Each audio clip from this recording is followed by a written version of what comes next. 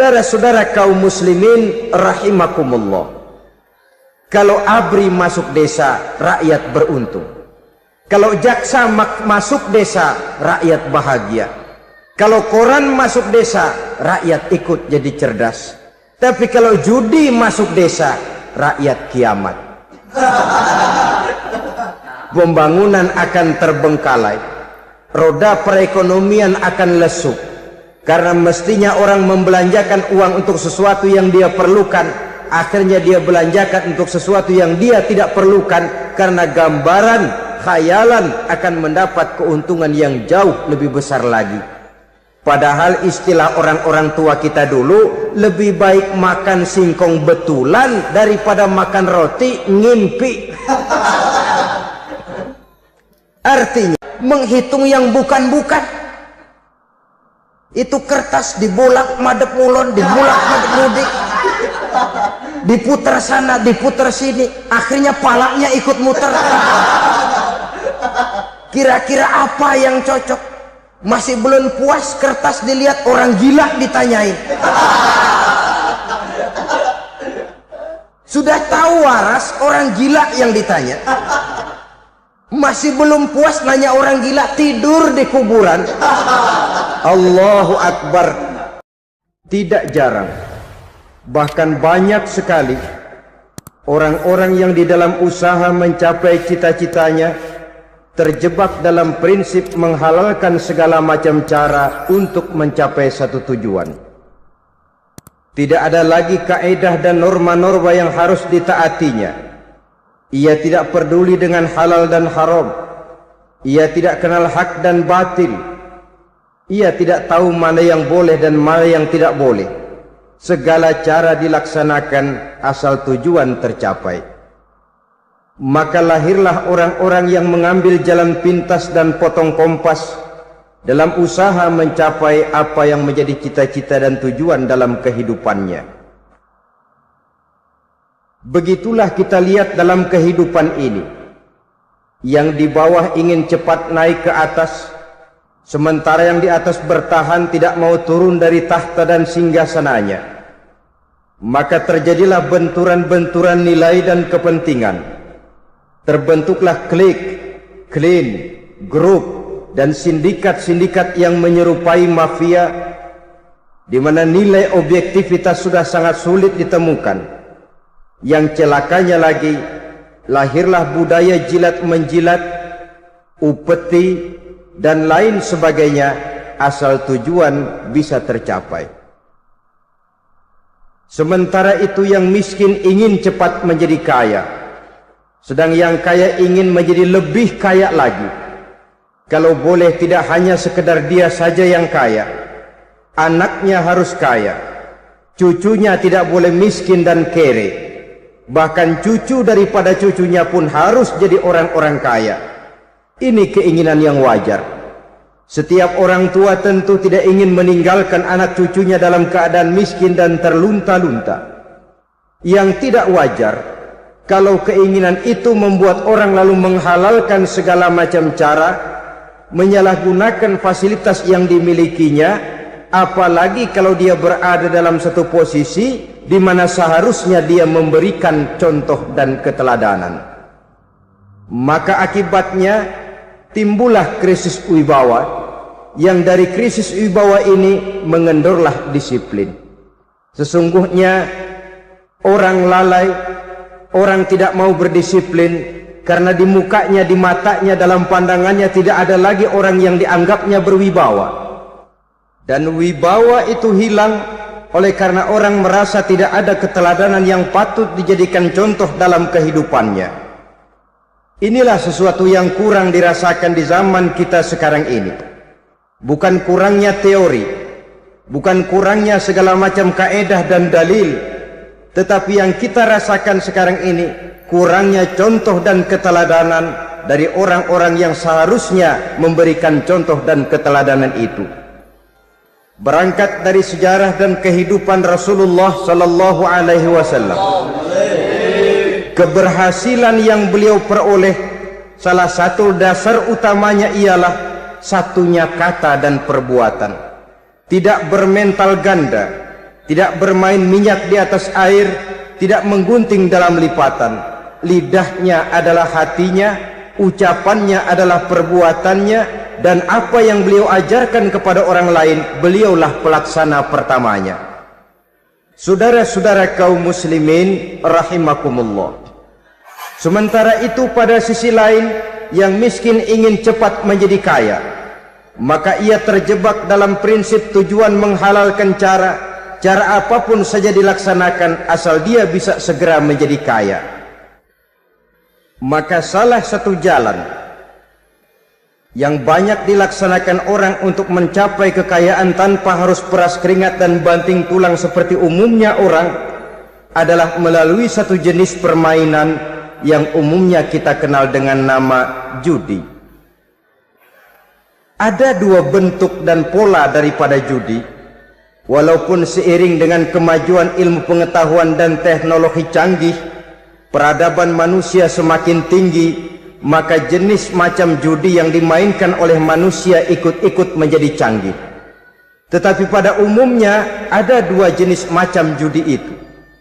Pertama, ada judi yang dilakukan secara langsung, dalam arti seorang petaruh berhadapan dengan bandar atau orang berhadapan dengan orang. Dari judi yang dilaksanakan secara langsung ini, efek negatif yang segera bisa kita lihat dengan nyata. Pertama, timbulnya rasa dendam dan permusuhan. Walaupun orang nampak duduk berhadap-hadapan, walaupun kelihatannya mereka tertawa satu sama lain, tapi yakinlah itu cuma sekedar kulit saja. Pikiran yang ada dalam benak tiap-tiap orang yang terlibat dalam perjudian tidak lain ialah, bagaimana saya bisa mengalahkan lawan main saya. Akibatnya tentu bisa kita pastikan, akan timbullah dendam dan permusuhan bagi yang kalah, akan timbullah rasa sombong dan menganggap remeh orang lain bagi yang menang. Yang kedua, lalainya orang kepada apa yang menjadi tanggung jawab dan kewajibannya. Orang bisa lupa kepada anak dan istri. Kalau kepada anak dan istri saja sudah bisa lupa, apalagi kepada yang lain, sebab anak dan istri memang merupakan bagian daripada kehidupan kita. Konon lagi saudara, konon lagi keluarga yang lain, anak istri saja bisa terlupakan oleh penyakit dan permainan yang bernama judi ini. Yang ketiga, hilangnya rasa sayang kepada harta. Harta yang didapatnya dengan peras keringat dan banting tulang. Mungkin pergi pagi dan pulang sore. Setibanya dia di meja judi, apalagi uang tadi sudah bertukar dengan dalam bentuk koin, maka rasa sayang kepada harta itu tidak akan pernah ada lagi. Tetapi saudara-saudara, bagaimanapun juga, judi dalam artian langsung semacam ini hanya melibatkan orang-orang tertentu. Artinya selektif. Ada judi yang lebih berbahaya daripada jenis ini, perjudian massal. Taruhlah roulette dan kasino itu judi.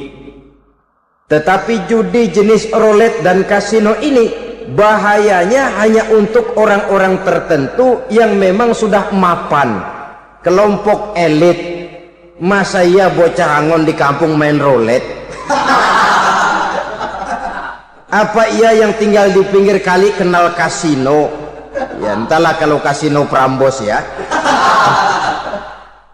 Dari judi massal semacam ini lahirlah penyakit yang dinamakan tulul amal. Tulul amal, orang yang terlalu panjang angan-angan. Bukan tidak boleh orang bercita-cita, sebab cita-cita itu perlu. Katanya manusia tidak makan masih bisa hidup 1 bulan lebih. Manusia tidak minum masih bisa hidup 3 hari lebih. Tapi manusia tidak punya cita-cita 1 jam pun dia tidak akan bisa hidup. Karena faktor yang membuat kita bergairah menghadapi kehidupan, faktor yang mendorong kita untuk tetap berusaha dan tegar menghadapi resiko, karena adanya cita-cita di dalam kehidupan kita. Tetapi cita-cita tanpa direalisir dengan usaha, cita-cita yang tidak berangkat dari kemampuan yang ada, pada akhirnya hanya akan merupakan cita-cita yang mengawang, tidak akan terwujud dalam kenyataan, dan akan membentuk manusia menjadi orang yang tulul amal, panjang angan-angan, terlalu muluk keinginan, tidak berangkat dari kemampuan dan kesanggupan yang ada pada dirinya sendiri. Maka penyakit inilah yang telah menghasilkan dan melahirkan penghayal-penghayal kelas berat, tukang-tukang ngelamun kelas tinggi yang hidup di angkasa luar. Dan sejarah belum pernah mencatat ada orang menjadi kaya karena judi, itu belum pernah.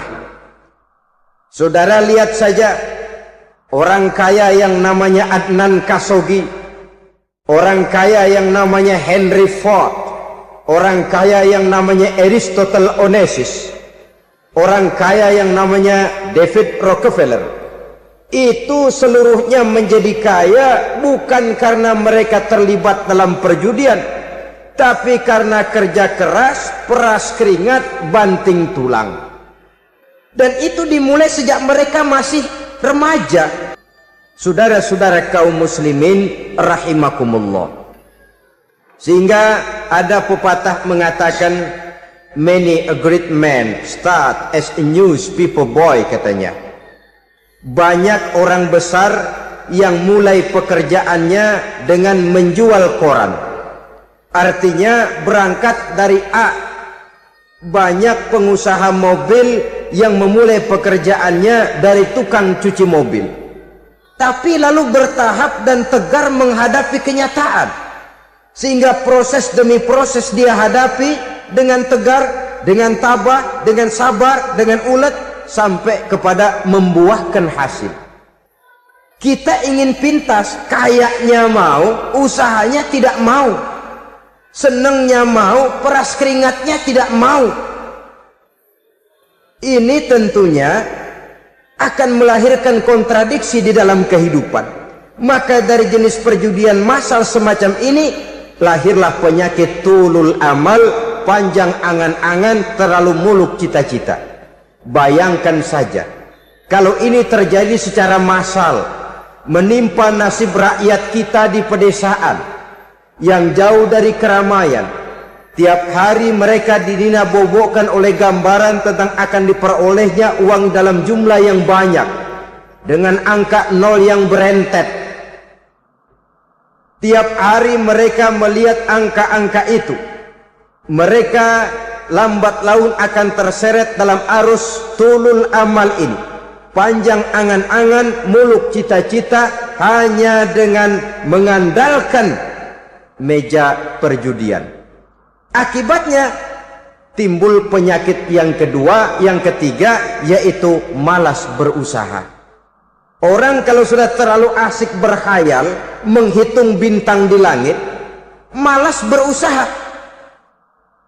Kalau ada temannya kerja jadi buruh kasar, bawa hasil yang merupakan jerih payah dan peras keringat dia, satu minggu bergaji 10-15 ribu, diketawain. Apaan gaji lu 10 ribu, 15 ribu? Entar gua nih kalau ketembus 100 juta, entar. Yang 10 ribu dan 15 ribu keringat orang itu dihina, itu dicela. Tetapi dia selalu menghitung, entar nih gua. Entarnya wallahu a'lam. Saudara hadirin yang saya muliakan, timbullah sikap malas. Padahal di tengah negara sedang membangun di berbagai bidang kehidupan. Maka sifat malas ini merupakan musuh kita, baik mengejar kemiskinan, baik mengejar kebodohan dan keterbelakangan kita di sektor-sektor lainnya. Alangkah akan terganggunya roda pembangunan di negara kita ini jikalau sebagian besar rakyat dihinggapi oleh penyakit malas, yang malas ini dilatar belakangi oleh penyakit tulul amal, terlalu muluk angan-angan, yang angan-angan ini dininabobokan oleh keinginan untuk mendapatkan untung yang besar tanpa peras keringat dan banting tulang. Sasaran yang lebih jauh, Dan ini yang paling kita khawatirkan, hancurnya kubu-kubu pertahanan moral daripada bangsa kita.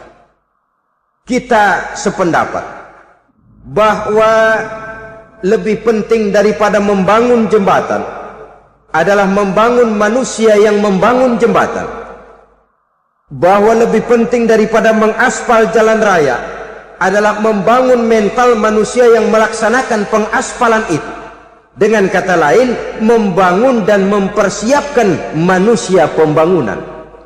Tanpa itu, maka saya merasa khawatir kalau nanti kita tidak akan sampai kepada target yang kita harapkan oleh karena kandas di tengah jalan. Saudara-saudara kaum muslimin rahimakumullah, Islam sebagai agama yang mengajarkan manusia untuk berusaha dan mengeluarkan segala kemampuan untuk melaksanakan segala usahanya itu, sangat membenci sifat malas, sangat membenci sifat tulul amal atau panjang angan-angan.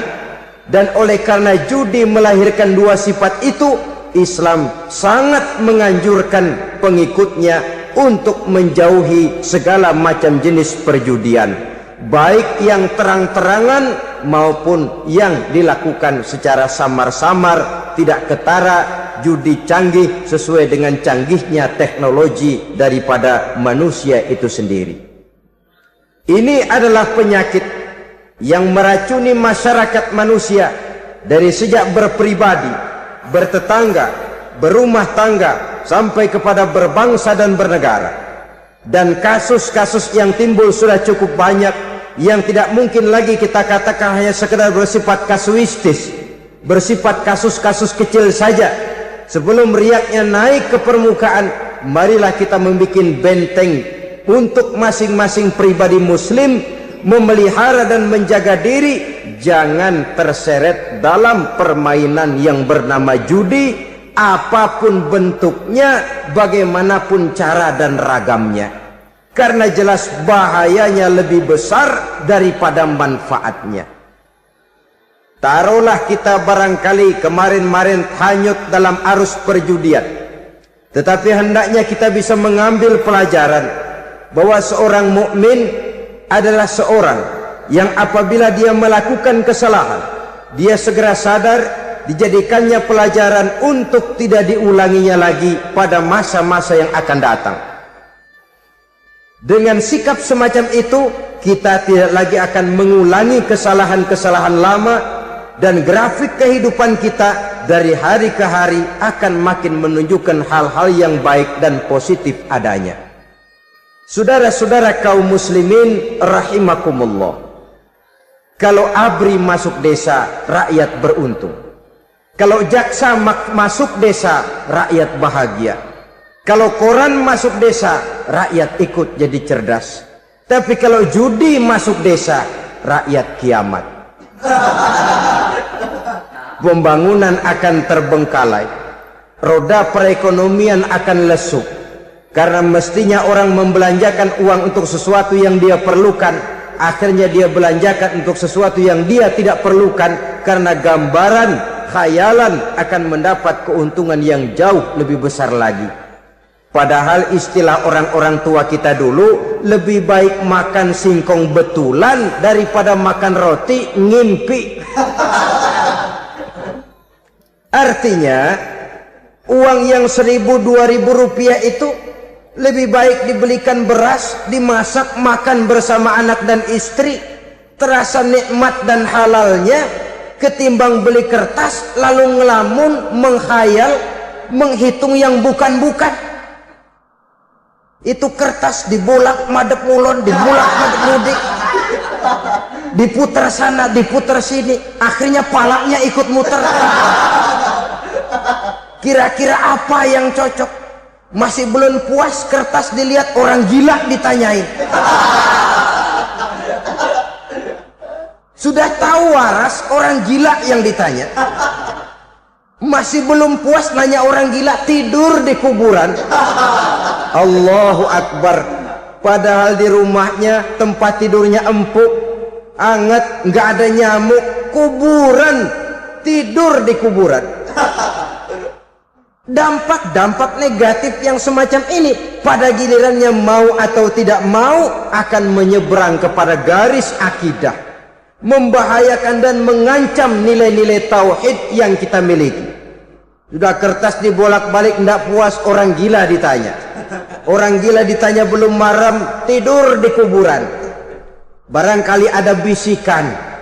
Saudara hadirin yang saya muliakan, memang walaupun wahyu sudah berhenti, tapi Allah masih memberikan ilham kepada hamba-hambanya yang dikehendakinya.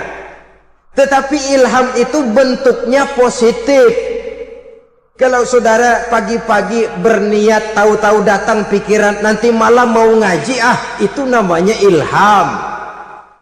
Kalau saudara sedang merenung, tahu-tahu datang pikiran, saya mau sedekah, itu namanya ilham, bentuknya positif. Tapi kalau ngelamun, tahu-tahu datang pikiran nomor sekian sekian sekian pasang, itu bukan ilham, itu belis. Saudara hadirin yang saya muliakan, tidak puas tidur di kuburan, cari yang lebih paten lagi, dukun ditanya. Nah, saya ingin menuduhkan persoalan. Apa tidak boleh orang ziarah kubur? Apa tidak boleh orang pergi ke dukun? Ini dalam kaitannya dengan judi, karena ini penyakit yang sudah merajalela, mewabah di kalangan masyarakat kita di lapisan yang bawah ini. Saudara hadirin yang saya muliakan, ziarah kubur bukan saja boleh, malah dianjurkan oleh Nabi. Tetapi ziarah kubur yang dianjurkan oleh Nabi itu dengan tujuan pertama, agar orang ingat kepada mati. Kafa bil mauti wa'izah, kata Nabi. Cukup dengan mengingat mati menjadi pelajaran bagi kamu semua. Maka etikanya diajarkan, kalau saudara ziarah kubur, sampai di depan pintu kubur itu kan, Assalamualaikum ya ahlal kubur wa inna insyaallahu bikum lahikun. Kami satu saat insya Allah pasti akan menyusul kamu. Kalau kamu sekarang berbaring di sini, satu saat kami akan berbaring di sini. Ziarah kubur mengingatkan orang kepada mati.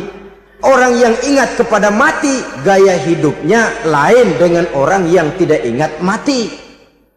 Nah, orang kalau nggak ingat mati, gaya hidupnya nggak terkontrol. Kalau dia berkuasa, Fir'aun, itu nggak ingat mati.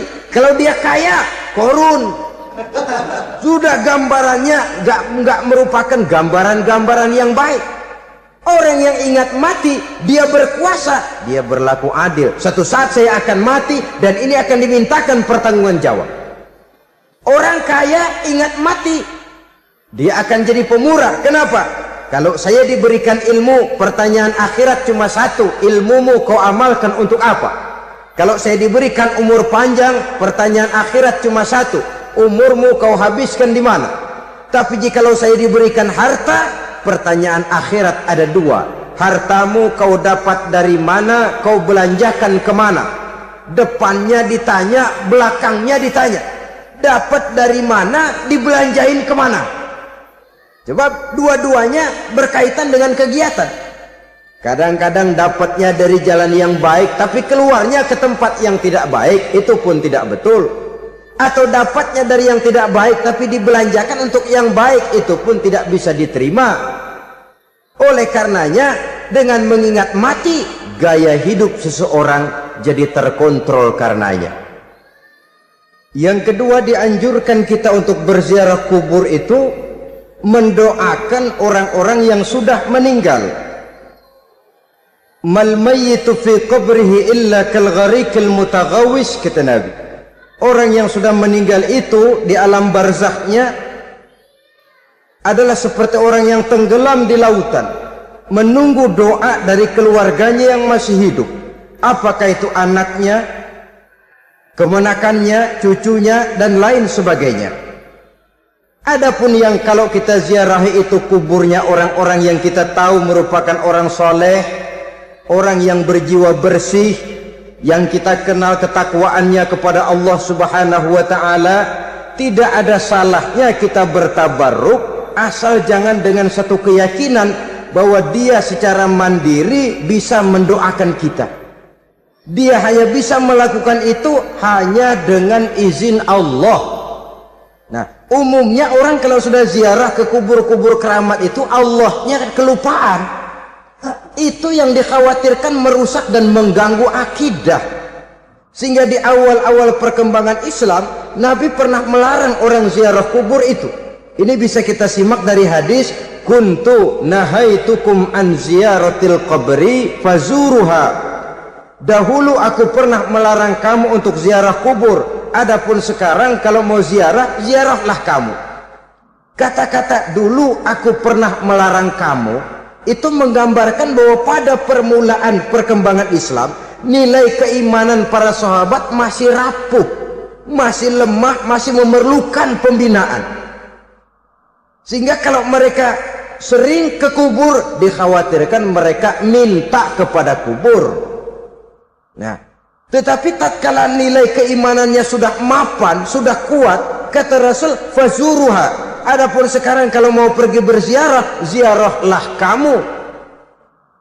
Saudara hadirin yang saya muliakan, jadi jangan melupakan Allah. Saya bisa saja berkata, kalau saya misalnya pakai cincin, lalu saya bilang, saya sejak pakai cincin ini, jangan anak gadis, nenek-nenek ngelihat saya lemes. Atau sejak pakai cincin ini, dagangan laris bener.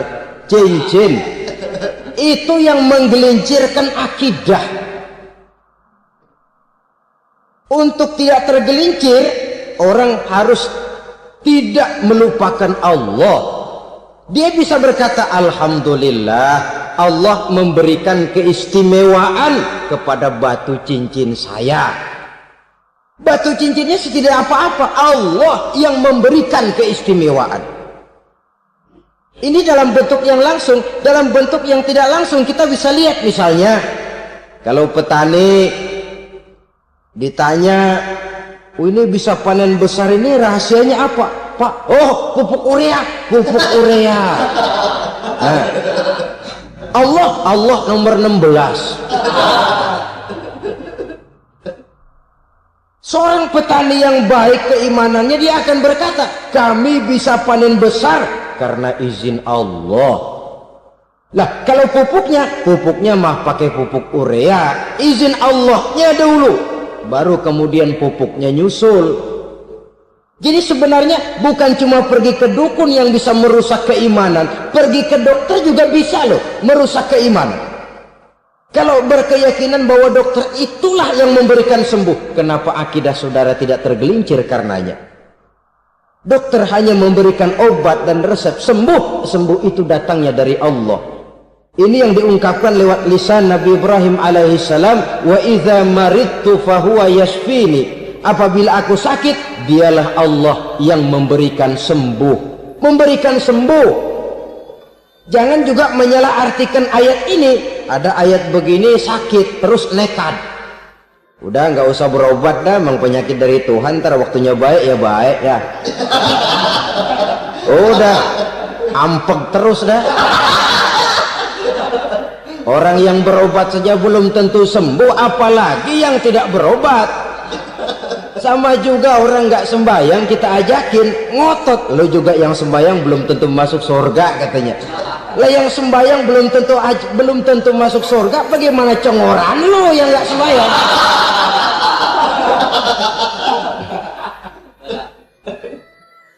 Saudara hadirin yang saya muliakan, kaum muslimin yang berbahagia.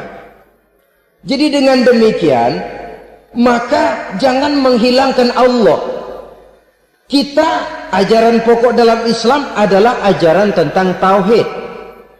Nah, tauhid ini menyangkut mengesahkan Allah, baik di dalam zatnya, baik di dalam sifatnya, baik di dalam perbuatannya, baik di dalam beribadah kepadanya. Tauhid dalam ibadah itu ada. Tauhid dalam zat artinya zat Allah itu tidak tersusun, tidak terdiri dari bagian-bagian yang bisa dipecah-pecah. Ya seperti kita ini kan ada kepala, ada kaki, ada tangan. Allah tidak tersusun zatnya dari bagian-bagian. Esa zatnya tidak bisa dibagi-bagi. Esa sifatnya artinya Allah itu sifatnya tidak pernah berubah. Sejak dahulu sampai sekarang Allah itu cinta kepada orang beriman yang melakukan kebaikan. Dan Allah benci kepada orang kufur yang melakukan kejahatan. Mustahil satu saat Allah berubah. Orang kufur yang berbuat kejahatan didemenin, orang mukmin yang berbuat kebaikan dikeselin. Misalnya tahun 2000 Tuhan giliran jengkel sama orang mukmin. Itu mustahil. Dia esa di dalam sifatnya. Lain dengan sifat kita manusia. Sifat kita ini kan relatif. Ada saatnya kita senang, lain saat yang kita senang betul kita caci maki. Hari ini kita caci maki, besok kita puji. Lihat teman kaya, habis kita omongin, boleh jadi dia kaya. Kenapa? Dukunnya 36. Begitu kita habis caci maki begitu, dia datang ngasih duit sama kita. Cacian itu bisa berubah menjadi pujian. Lu ya emang bukan main dah. Sifat kita itu relatif, bisa terpengaruh oleh situasi dan kondisi. Saudara hadirin yang saya hormati, kaum muslimin yang berbahagia, Allah juga esa di dalam perbuatannya. Artinya di dalam menciptakan apapun yang akan diciptakan oleh Allah, di dalam melakukan apapun yang akan dilakukan oleh Allah, tidak terikat kepada faktor lain, tidak memerlukan bantuan lain. Dia adalah mutlak. Nah, kemudian kita mengesahkan Allah dalam zatnya, mengesahkan Allah dalam sifatnya, mengesahkan Allah dalam perbuatannya. Belum tentu berarti kita mengesahkan Allah dalam ibadahnya. Sebab banyak orang yang yakin betul Allah itu esa, teguh dengan pendiriannya. Tuhan lu siapa? Allah. Allah bagaimana? Esa. Bagaimana kalau dua? Kagak. Tiga? Enggak. Mantap. Soal tahlil paten. Tapi dalam ibadah kadang-kadang dia tidak mentauhidkan Allah. Ini makna wa ma umiru illa liya'budullaha mukhlisin. Kami tidak memerintahkan kepadamu kecuali untuk beribadah kepadaku, kata Allah, dengan ikhlas. Beribadah kepada Allah dengan ikhlas itu artinya apa? Beribadah hanya untuk Allah saja. Nah, kalau hanya untuk Allah saja, lalu kita minta berdoa di depan kuburan orang yang soleh, apa syirik? Tidak syirik. Kalau kita berkeyakinan bahwa orang tempat kita memanjatkan doa itu hanya bisa mendoakan kita dengan izin Allah. Dia sendiri tidak punya kekuasaan apa-apa. Tanpa izin Allah, dia tidak bisa berbuat apa-apa. Itu tidak menyebabkan orang menjadi syirik. Sama saja dengan kalau saya berkata tadi, alhamdulillah Allah telah memberikan keistimewaan kepada batu cincin saya. Apa salahnya Allah memberikan keistimewaan kepada benda-benda mati? Allah memberikan keistimewaan kepada Hajar Aswad, benda mati. Allah memberikan keistimewaan kepada Masjidil Haram, benda mati. Allah memberikan keistimewaan kepada Ka'bah, benda mati. Orang tawaf keliling Ka'bah, sembahyang di Masjidil Haram, sujud menghadap kepada Ka'bah. Apakah jadi syirik? Tidak. Kita tidak menyembah Ka'bahnya, kita menyembah yang punya Ka'bah itu. Nah, di sini kita lihat bahwa fungsi Ka'bah hanya merupakan wasilah. Tapi kalau Allahnya kita hilangkan, jadilah kita penyembah batu. Hanya saja batu itu berbentuk 4 bernama Ka'bah. Sa'i, orang yang melaksanakan haji, lari-lari antara Safa dan Marwah, amalan apa itu? Seakan-akan kita menghormati bukit-bukit, gunung-gunung. Tapi bukan itu yang kita tuju dalam pelaksanaan sa'i itu. Yang kita tuju adalah ini perintah Allah. Allahnya yang diutamakan. Maka hal semacam ini tidak menyebabkan orang menjadi syirik dan tergelincir dari tauhid. Tapi kalau ziarah kubur dengan niat cari buntutan, cari nomor yang cocok, ini niatnya saja sudah salah. Nah, kalau berangkat dengan niat yang salah, sampai di sana saya yakin seyakin-yakinnya amalannya pasti salah. Lah, kubur yang diziarahin bukan kubur orang soleh. Ya mana ada orang soleh ngasih kode buntut. Ada juga orang salah, bukan orang soleh itu. Kadang-kadang dia nggak tahu kuburan siapa, nongkrong aja di situ. Memang sulit, saudara-saudara. Mental ya, namanya mental. Kalau memang mental sudah mental judi, apa saja bisa dijudiin. Jadi orang nggak perlu sebenarnya pemerintah terlalu gini, nggak usah. Kembali saja kepada mental. Kalau mental memang sudah mental judi, apaan aja bisa dijudiin. Pulang tengah malam nabrak babi, babi yang keluar nih.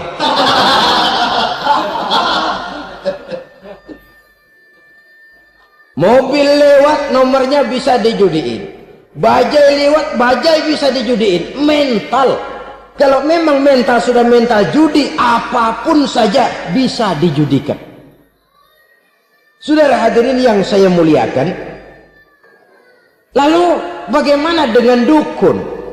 Ya, saudara hadirin, pergi ke dukun hakikatnya sama dengan pergi ke dokter. Orang berusaha melaksanakan yang namanya syariat, hakikatnya kembalikan kepada Allah. Syariatnya kita laksanakan. Tetapi, nah ini tetapi, yang pertama saudara harus tahu betul dukunnya itu bayang apa enggak, agamanya kuat apa enggak. Sebab ya tentu tidak ada dukun yang jelek, karena pada umumnya penyakit dukun itu kan nyohor, iklan lewat koleha-kolehanya.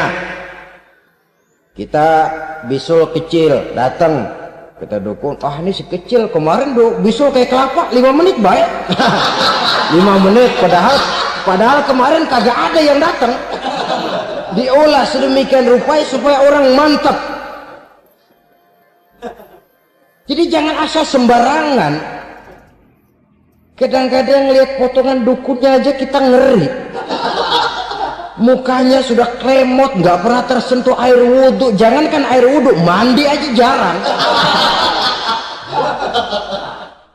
Yang kayak begini yang dipegang mati-matian, yang dipercayai habis-habisan, akan kita kemanakan tauhid kita ini? Apalagi kalau perginya sudah dengan niat mencari nomor yang jitu. Itu saya katakan lagi tadi, berangkat saja sudah dengan niat yang salah. Orang berusaha silahkan. Sama juga kita ke dokter. Oleh dokter kan setelah diperiksa penyakit kita, lalu dianalisa, oh ini penyakitnya ini. Kemudian diberikan obat. Lah, obat itu kan tentu ada aturan minumnya tuh. Yang kapsul ini sehari 3 kali, yang tablet ini sehari 2 kali. Kalau kita minumnya kelebihan, overdosis namanya. Saking pengen cepet baik, sekali minum 10 tablet. Ya memang nggak sakit-sakit lagi, tapi nggak hidup sudah. Habis. Kita pun dalam melaksanakan amalan hidup beragama begitu. Saudara datang kepada kiai, orang-orang soleh, meminta amalan, wiridan, itu jangan sampai overdosis. Tidak sesuai dengan kemampuan pribadi. Wong masih SD sudah minta matematika kelas SMP, celeng. Baru SMP sudah minta diajarkan filsafat kelas perguruan tinggi, semaput. Kenapa? Daya tampungnya nggak kuat. Emang ukuran secangkir, minta di sini seember, ya luber. Lebihnya nggak cukup. Kenapa? Yang diberikan, yang diamalkan tidak sesuai dengan makomnya, tidak sesuai dengan kemampuan yang ada pada dirinya. Saudara hadirin yang saya muliakan, akhirnya apa? Mencelakakan dirinya sendiri, ngawur. Baru sembahyang seminggu udah ngaku ketemu malaikat. Oh, sembahyang ditemenin malaikat lah, sembahyang baru seminggu mulai. Tuh malaikat iseng amat. Ya walaupun kalau Allah izinkan tidak mustahil, tapi kan tidak logik. Orang yang melaksanakan ibadah puluhan tahun memerlukan riyadhah dan latihan, khusyuk dan tawadhu, penuh tazallul, merendahkan diri di hadapan Allah, belum tentu mendapat karunia yang semacam itu. Saudara hadirin yang saya muliakan, jadi dengan kata lain, yang pertama, lihatlah dulu kualitas dukun yang akan saudara datangi itu.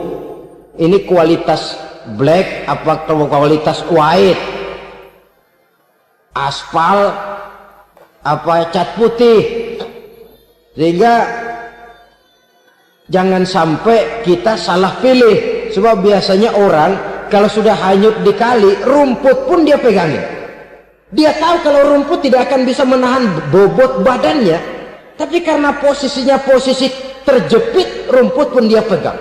Ini satu gambaran psikologis betapa orang dalam keadaan panik, kepepet, kejepit, yang tidak mestinya dipegang pun akan dipegangnya juga. Walaupun dia tahu itu tidak akan bisa menahan bobot badannya, namun dipegangnya juga. Oleh karenanya, yang pertama, lihat dulu kualitas dukunnya. Yang kedua, saudara-saudara, jangan berkeyakinan bahwa dukun itulah yang memberikan permintaan saudara. Si dukun hanya bisa dengan izin Allah. Nah ini kuncinya. Kalau izin Allahnya dihilangkan, dan ini yang jarang. Biasanya kalau kita diajak ke dukun, di sono aja no paten banget. Abah ano, abah ini, abah ano, abah-abah. Lah, lalu pikiran kita kan terfokus. Dikala itulah kita mulai menyampingkan Allah. Di situ yang dikhawatirkan nilai tauhid kita jadi tergoyah karenanya. Bahwa orang yang kita datangi, yang kita kenal kesolehan dan ketakwaannya, hanya bisa memberikan pertolongan dengan izin Allah. Dengan izin Allah dia doakan kita dan doanya kabul. Dengan izin Allah dia penuhi hajat kita dan hajat kita jadi terlaksana, jadi kenyataan dengan izin Allah. Sebab Allah itu memberikan keistimewaan. Ada waktu istimewa, ada tempat istimewa, ada jam istimewa. Kenapa sih sedekah hari Jumat dengan sedekah hari Kamis pahalanya kok lebih besar hari Jumat? Karena itu waktu istimewa. Kenapa untuk sembahyang sunnah dianjurkan sepertiga malam yang terakhir? Karena itu waktu istimewa. Kenapa doa di multazam, di dekat Hajar Aswad, di Hijr Ismail, di Raudhah dikabulkan Allah? Karena itu tempat istimewa.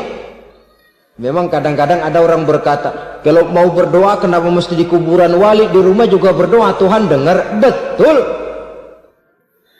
Tuhan dengar, bahkan tidak berdoa pun Allah tahu isi hati kita. Tapi soal dikabulkan atau tidak, itu hak Allah. Dan Allah memberikan fasilitas kepada tempat-tempat tertentu dan istimewa. Dan itu diajarkan oleh Nabi. Di Raudhah perbanyak doa. Kenapa? Itu tempat yang mustajabah. Artinya Allah memberikan keistimewaan kepada tempat-tempat tertentu. Dalam konteksnya dengan ini, makom para aulia, para wali, para ulama soleh, tidak ada salahnya kita berdoa di sana, bertawassul, bukan meminta kepada si kiai, bukan meminta kepada si ulama, bukan meminta kepada si wali, meminta kepada Allah melalui tempat yang orangnya kita yakin dekat dengan Allah.